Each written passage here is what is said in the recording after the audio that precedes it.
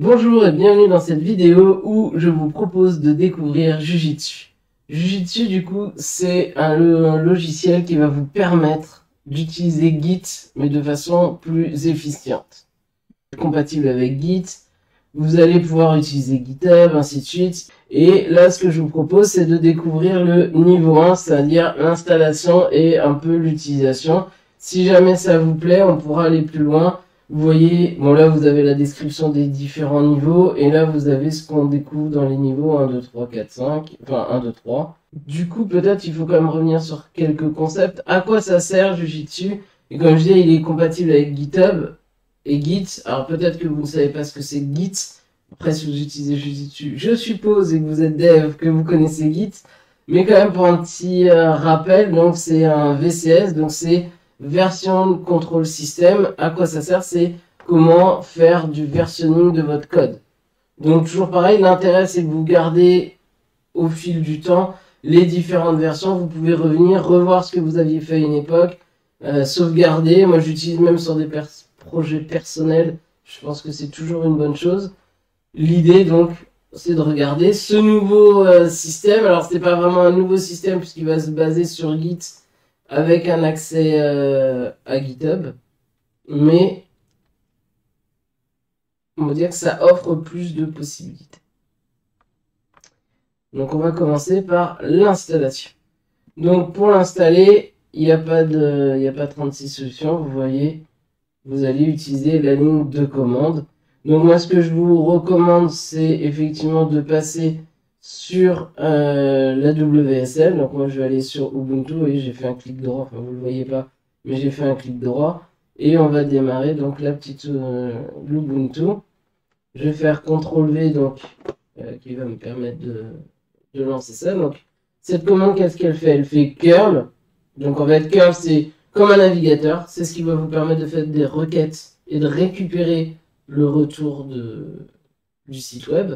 Donc là, on va sur https miss.run pipe. Donc ça veut dire que une fois qu'il aura récupéré le retour, il va exécuter sh. Donc c'est le terminal comme bash ou zsh pour ceux qui auraient par exemple Mac, qui va exécuter donc ce qu'on aura téléchargé. Hop. Donc voilà. On voit ici donc que tout s'est installé, qu'il a installé dans local bin.mise. Que si on veut activer, vous voyez, il va falloir du coup passer ça dans le bash. Alors on va regarder ce qu'il nous propose. Ici donc, il nous propose d'installer donc la dernière version. Donc on va faire ça. Hop. Tac.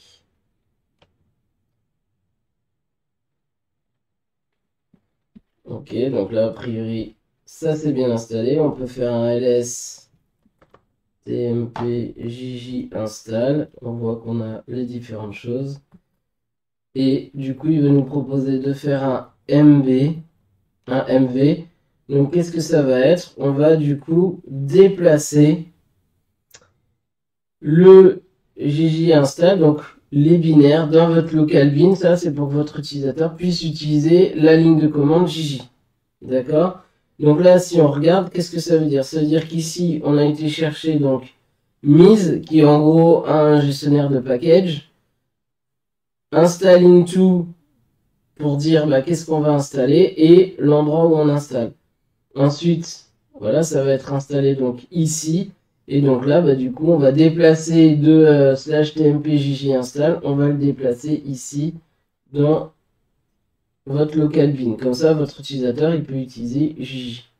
Donc là, on va supprimer ici le dossier. Donc ça, c'est le dossier d'installation, on le supprime. Ensuite, on va exécuter ça. Raté.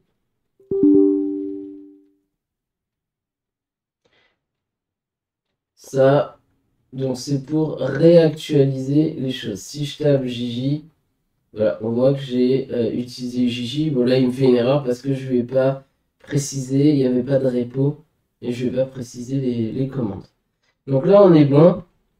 On va pouvoir du coup initialiser la config. Donc ça, c'est très important. C'est comme avec Git. pour le coup, ça change pas grand chose. Donc on va copier-coller cette ligne-là. En username, je vais mettre Loïc dans l'œil. Hop, ici, tac, en adresse mail. Je vais mettre L dans l'œil. Consulting.net. Voilà. Donc là, a priori, on est complètement installé. Il peut venir avec un éditeur. Bon, nous, on va pas installer l'éditeur. Je pense que ça sert pas à grand chose. Et on va commencer du coup ici à initialiser un repository. Donc, on va pouvoir faire ça. Tac. Donc, qu'est-ce qui se passe ici? On va faire mkdir, donc ce qui va nous permettre de créer un répertoire. Et vu que on crée pas juste directement un répertoire, vous voyez qu'on va créer jjtutorial/repo. Dans ces cas-là, il faut mettre un "-p". Alors, je vais juste vérifier par rapport, voilà, à moi, ma config. Et je vais mettre /YouTube. Bon, ça, vous mettez, en gros, vous créez le fichier là où vous voulez. Moi, c'est juste que du coup, je veux que tous mes scripts et ce que je fais pour les vidéos YouTube se retrouvent là-dedans. Donc, hop, on va pouvoir rentrer dans YouTube, dans Gigi et dans repo. Donc là, c'est notre repository. Vous voyez, il nous a proposé de rentrer, j'étais un peu trop rapide. On va pouvoir initialiser. C'est comme quand on fait un git init. D'ailleurs, on retrouve la commande git init. Voilà, donc là, vous voyez que ça a exécuté des choses. Et là, si on fait ls-l, voilà. Donc "-l", ça vous liste les fichiers, et si vous mettez "-la", ça va vous permettre de lister les répertoires cachés. Et vous savez que sous Linux, un répertoire caché, en fait, il suffit de mettre un point devant. Donc là, on retrouve notre projet Git et notre .jj. Donc voilà, on a initialisé notre repository.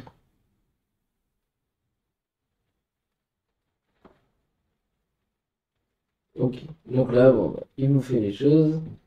Ici, du coup, vous pouvez, là, il vous montre comment vous pouvez set votre user. Si par exemple, vous avez plusieurs repositories pour plusieurs projets, bah, peut-être que dans un repository, vous voulez être reconnu comme un autre utilisateur. Donc, voilà, on peut faire ça. Donc, on va passer à la suite. On va inspecter, du coup, l'état. Donc, là, il va falloir qu'on fasse gglog. Vous voyez, c'est écrit là. Hein, c'est pas... Ils auraient pu mettre avant gglog, mais on va tester gglog. Donc voilà, il nous dit pour l'instant empty.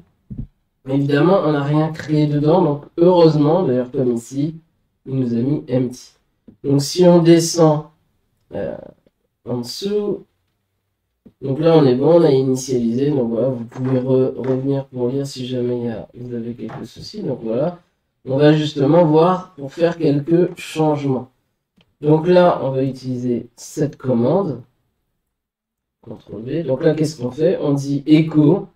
On va mettre donc hashtag #ggtutorial. Donc ça, évidemment, c'est du markdown pour mettre un titre. Et on va le mettre dans readme.md. Vous voyez le fait ici d'avoir la petite flèche, ça veut dire que le résultat de cette ligne-là va être du coup envoyé dans ce fichier-là. Ok. Donc maintenant, si on fait ls-l, bon, on va faire, bon, on fait -l là. Vous pouvez faire -l. Donc là, on a nos deux fichiers cachés et on voit qu'on a readme. Alors, pas nos fichiers, c'est des dossiers d'ailleurs. Oui, ils sont en bleu. Et donc, on a le readme. On peut l'afficher. Si on fait readme 4, voilà, on voit ce qu'il y a à l'intérieur du fichier.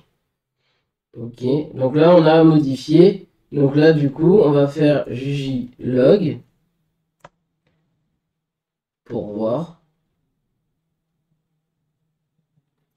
Et donc là, a priori, vous voyez, il nous met plus empty. Bon, il nous dit pas tellement ce qu'il y a, mais il y a eu des modifications. Et donc il nous dit ici, il n'y a toujours pas de description. Mais par contre que on a modifié des choses. Voilà. Vous voyez ici, on est passé de ça à ça. Donc en tout cas, maintenant, il n'est plus empty. Il y a des choses qui ont été prises. Voilà, donc comme je disais, il y a le timestamp qui a changé, le commit hash qui a changé. Donc ça veut dire qu'il y a des fichiers qui ont été mis. Et ben voilà, le commit n'est plus empty. Donc, comment est-ce qu'on va faire pour créer ces commits? Donc là, on va arriver, on va pouvoir faire jj commit. Alors je regarde si avec un peu de chance, je sais pas si on peut avoir un jj commit. On testera peut-être pour voir si on peut mettre directement le. Pardon. Si on peut mettre directement un message. Donc jj commit. Voilà. Donc là, il nous demande si on veut modifier. Vous voyez qu'il nous dit le commit contient tel fichier. Donc là, il nous met tout. Donc là, je vais faire CTRL O, ok, et CTRL X. On peut, vous voyez, il va nous proposer the commit message was left empty. Donc on va voir parce que je suis pas sûr qu'on ait le droit. Et on peut ajouter une description aux parents. On peut faire jj undo to restore enfin, en gros pour restaurer les choses. Donc, on va maintenant refaire par exemple un jjlog pour voir. Et là, vous voyez, on voit qu'on a du coup les différents commits. Donc là, on voit que celui qui est en ligne, c'est celui-là. Et quand on va pusher, bah, du coup, ça va remonter. Voilà. Donc, on a fait ça. Donc là, on a fait notre commit. Donc maintenant, ce qu'on voudrait, voilà, c'est envoyer les commits en ligne. Alors, tac, tac. Il va peut-être falloir qu'on passe sur la partie GitHub. Parce que du coup, voilà. Là, le truc, c'est qu'on va avoir jj git remote add origin. Et là, le problème, c'est qu'il nous faut l'URL de remote. Enfin, oui, d'origine. Donc, celle qui est en ligne. Donc, on va voir. On peut rajouter des bookmarks donc pour se souvenir à quoi servait la branche. Donc, on va aller voir directement dans Using GitHub. Donc là, bon, je vous laisserai créer votre clé SSH si c'est pas fait. Il va falloir créer un nouveau repository. Donc, on va aller sur GitHub, github.com. Je vais signer, sign in. Hop. Me voilà connecté. C'est vrai que je vais faire new. Je vais appeler Gigi Tuto. Je sais pas s'il y a un X. Ok, donc là on regarde, ça a l'air d'être bon. On crée surtout pas de readme et choses comme ça, parce qu'on a déjà des fichiers, donc il faudrait pas qu'il y ait des fichiers sur ici. Sinon, bah, ça va pas marcher. Du coup, clac, on copie-colle l'URL, et maintenant on va retourner ici, et on va faire le git init bar, et on va mettre du coup le connecting a remote. Voilà, on va mettre cette partie-là. Donc, git remote add. Git remote add origin. Et là, pour ceux qui connaissent un peu Git, vous voyez qu'on a exactement la commande. On fait git remote add origin et l'URL. Donc ça, c'est la base. Donc Gigi passe, c'est un outil qui passe par-dessus. D'accord. Donc là, on a fait ça. Gigi bookmark create main. Tac. Je vais faire Gigi log. Ah, je vais faire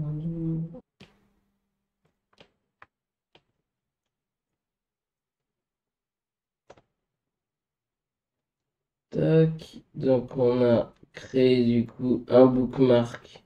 Et derrière, on va pouvoir push ici.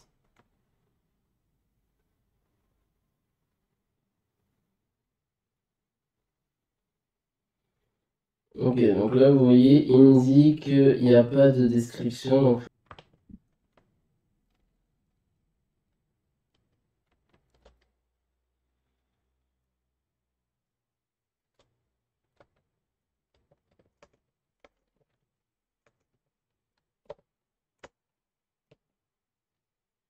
Voilà. Donc là...